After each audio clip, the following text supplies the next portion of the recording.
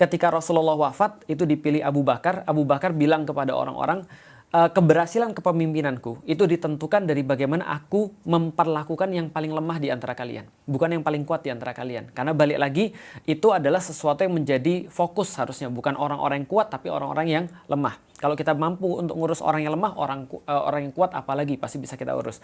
Dan berikutnya di masa Umar setelah Abu Bakar, itu misalnya diambil harta-harta orang yang dilihat nggak wajar. Jadi contoh nih, Felix Yao jadi menteri misalnya, tiba-tiba aku punya villa yang nilainya itu misalnya 5,4 miliar misalnya.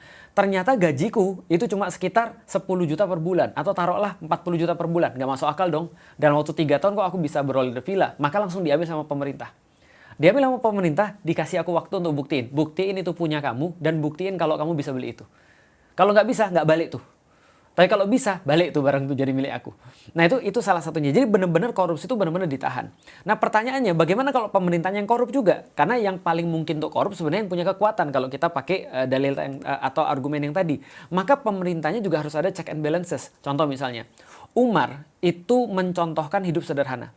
Dan benar-benar ketika dia bilang efisiensi, berarti benar-benar real efisiensi. Bukan cuma efisiensi, tapi ternyata menterinya ada yang naik pesawat private gitu kan ya. Atau misalnya ternyata istrinya pejabat, ternyata bajunya, pakaiannya, tasnya itu ratusan juta, nggak gitu. Tapi benar-benar real efisiensi. Umar sendiri mencontohkan misalnya ketika anaknya datang ke kantor, dia langsung kemudian matiin lampu.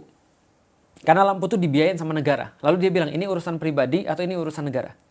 Kalau urusan pribadi, kita jangan ngomong di sini. Dan kita nggak boleh pakai fasilitas negara. Tapi kalau ini urusan negara, kamu boleh ngomong. Itu ditegaskan sama Umar misalnya. Jadi benar-benar pemimpin mencontohkan sesuatu. Sehingga para ulama kemudian melihat Islam itu benar-benar mencontohkan dari kepalanya.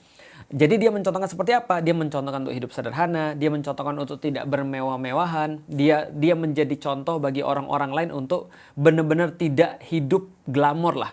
Makanya di kalangan para ulama bilang gini, kalau penguasa dan ulama, jadi penguasa dan guru atau ulama itu hidupnya mewah, itu menyakiti orang. Tapi kalau pengusaha hidupnya mewah, itu menginspirasi. Berarti kalau ada orang sudah mau jadi ulama atau jadi penguasa, dia tidak boleh untuk bermewah-mewahan apapun alasannya. Karena itu kan nyakitin orang. Nah, tadi yang Koleo nanya, parahnya Islam nggak dipakai sekarang. Jadi Islam itu cuma KTP doang.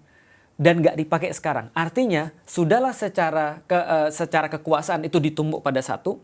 Lalu kemudian secara budaya kita benar-benar belum terlalu bagus. Secara Islam dia nggak dipakai. Ya udah hancur jadinya.